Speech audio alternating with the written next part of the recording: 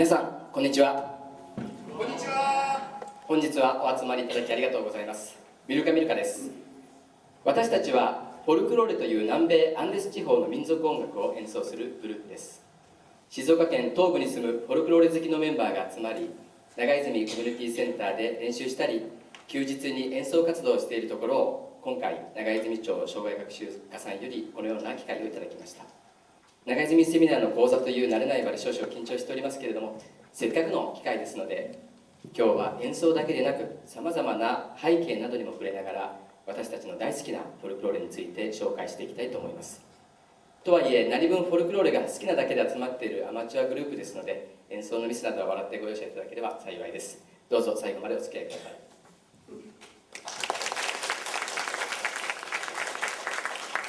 さて、1曲目にお届けした曲はフォルクローレの紹介という意味も込め、フォルクローレの中で最も有名な曲であるエル・コンドル・パサ、コンドルは飛んでいくをお送りしました。皆さんもよくご存知だと思います。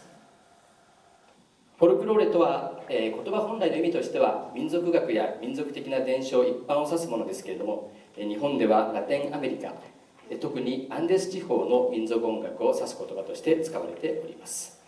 アンデス地方といいますと、皆さんこのようにマチュピチュであったりですとか、またナスカの地上絵ご存知でしょうかなどを思い浮かべる方が多いと思いますけれども、フォルクローレとはこの地域の中で日本でいうところの祭り囃子であったり民謡であったり、また演歌であったり、そんな感じで現地でも向こうの方々の暮らしに根付いている音楽です。それでは話ばかりでもなんですので、早速一曲お届けしたいと思います。アルゼンチン北部の伝承曲よりパハリージョ小鳥という曲です。お聴きください。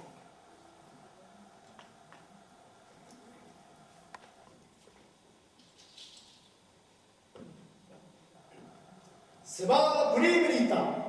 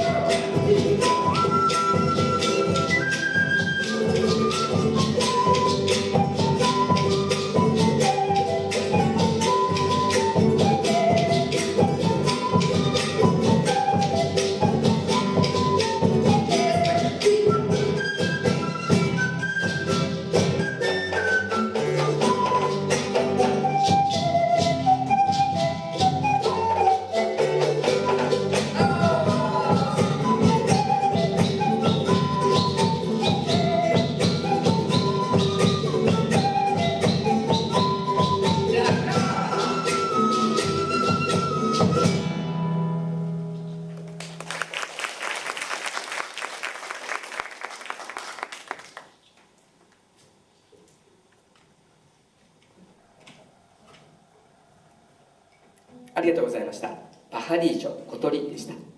さて、第1部ではフォルクローレという音楽がアンデス地方の民族音楽として成立していった過程について曲とともにご紹介をしていきたいと思います。まずはこのスライドをご覧ください。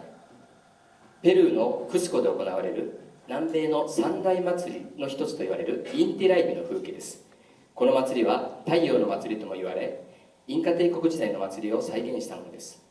このように日本の反対側にある南アメリカのアンデス山脈一帯には古代からいくつかの国や文明が栄え、また滅びていきましたが、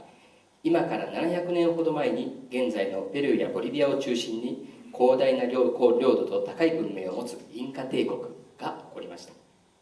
アメリカ大陸には当時他にも中米のマヤ文明、アステカ文明などがあり、西洋文明とは異なる独特で高度な文明を築いていました。インカの文明の特徴のいくつかをご紹介しますと、まず文字文化を持たなかったということです。その代わりとしてキープという縄に結び目をつけたようなもので記録をしていたと言われております。また車輪や鉄を生成する技術が存在しませんでした。しかしながら加工した巨石を使った建造物を作ることができました。そして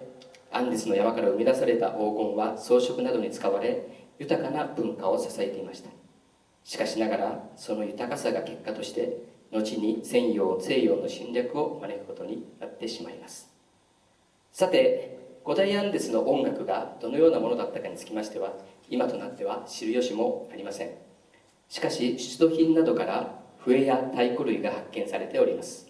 また弦楽器はなかったと言われています。笛や太鼓だけで構成される当時の音楽の一端がアンデス地域の田舎の村々で現在も行われている祭りの中に見ることができます。アウトクトナと言われる伝統的な演奏法の中から今日は2種類の演奏を一部ずつ紹介したいと思います。特徴的な演奏方法や不思議な音色を聞いてみてください。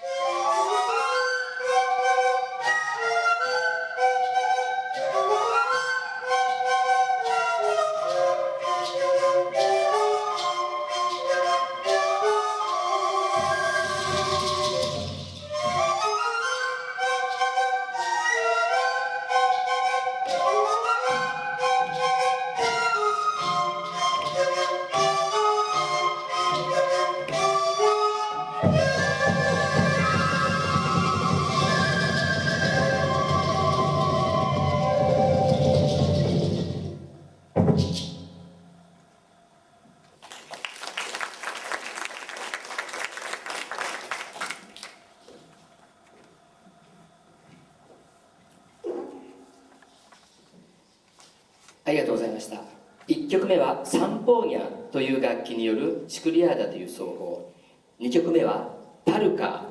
ーという楽器によるタルケアーダという奏法でした。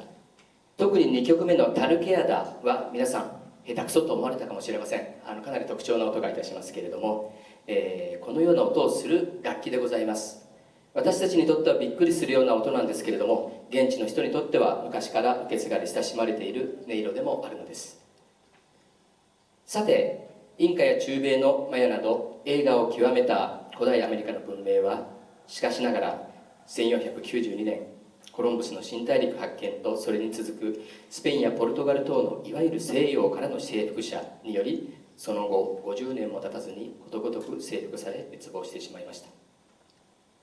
コロンブスは新大陸をインドと勘違いし、そこの住民をインド人と呼んだため、新大陸の先住民を呼ぶ言葉としてインディアン、インディオという言葉が定着したという話は有名ですが、インカ帝国も1500年代半ばに滅亡してしまいます。新大陸の発見、征服、出会